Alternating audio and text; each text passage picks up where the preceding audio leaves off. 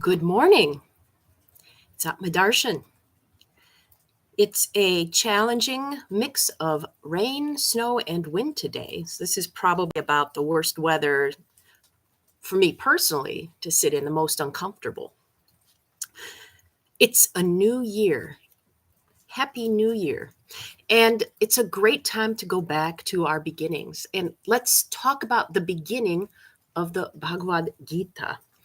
In chapter 1, it opens up with, well, some people will say the first thing that the Bhagavad Gita says is Dharme kshetre kurukshetre samaveda yuyutsavaha, on the field of dharma, on the field of the kurus, the people who are fighting, what's happening, basically. But actually, there are even words before that.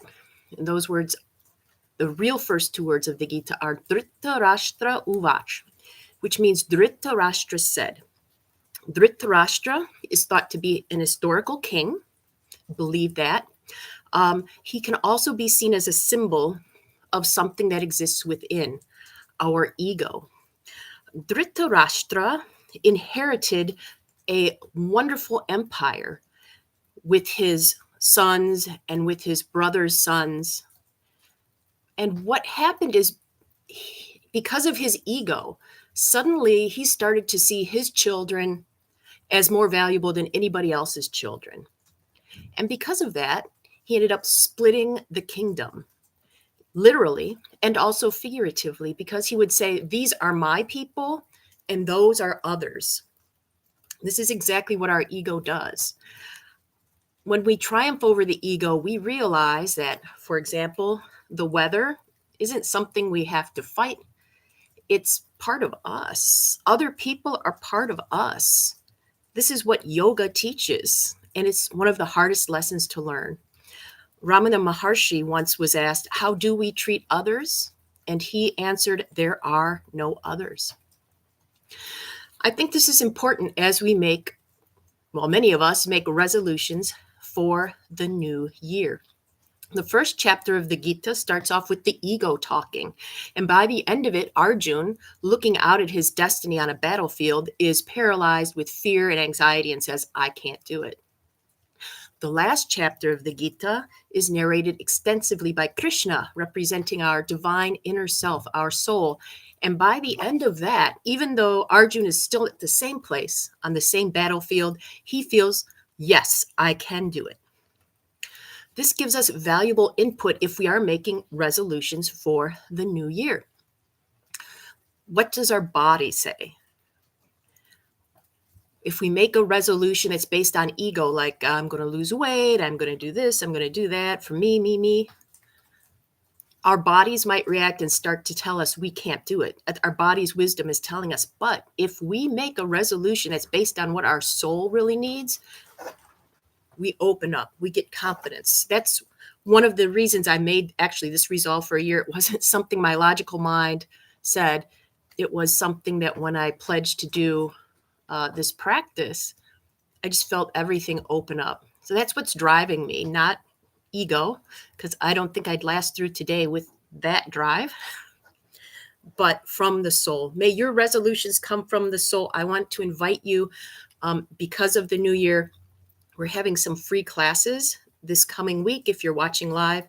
And one on Thursday is about setting intentions. It includes a free yoga practice and community time to be with other like-minded folks. You are all invited. The link to sign up for free is in the notes. And one final note, I may not be able to be live tomorrow because the tech just might not let me. It might, looking at the weather, et cetera, it might be prohibitive. And I might also have to be in a different location. So keep your eye on tomorrow for the click here to join.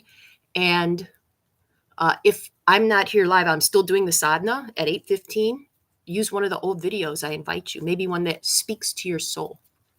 Let's start the practice. We'll have our one round of the one-footed prayer, and then I'll directly go into the meditative practice. And today I invite you to really contemplate what you want for this new year from your soul. What do you think of that makes your body happy, your heart happy, your mind excited. I'm excited. Let's start.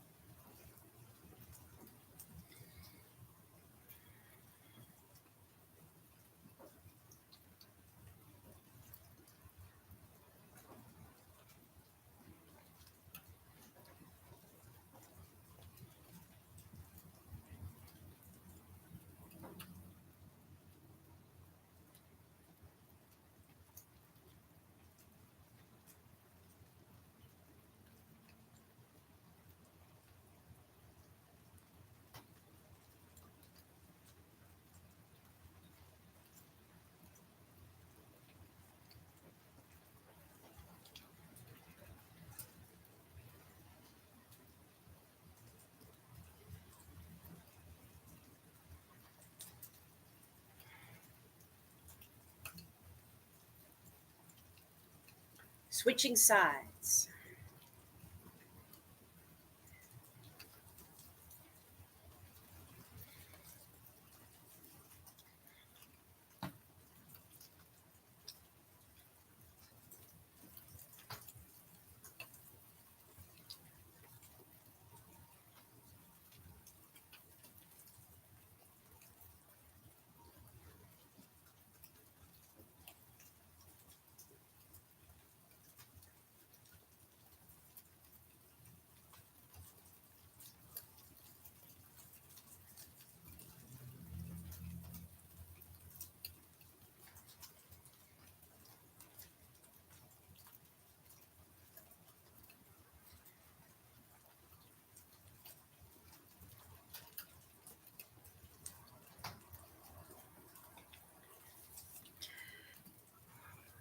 Coming into your position for the 5-minute meditation. What makes your soul sing when you think about bringing it or taking it on for the new year?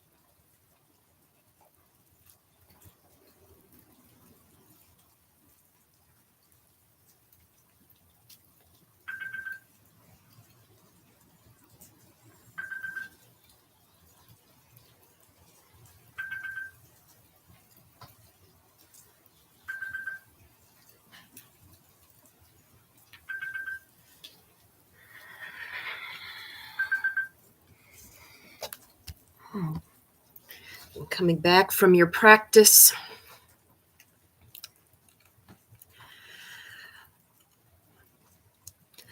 I did not mention yet the dedication for today. And the dedication is for us with a capital U. That is me and you, all who are practicing, all who are living, all who are breathing, every being, whether animate or inanimate, us. We are one. What can we do to benefit ourselves, which will benefit all in this new year? I hope to be a part of your new year and see you tomorrow, either live or perhaps by video. Thank you again, and happy 2024.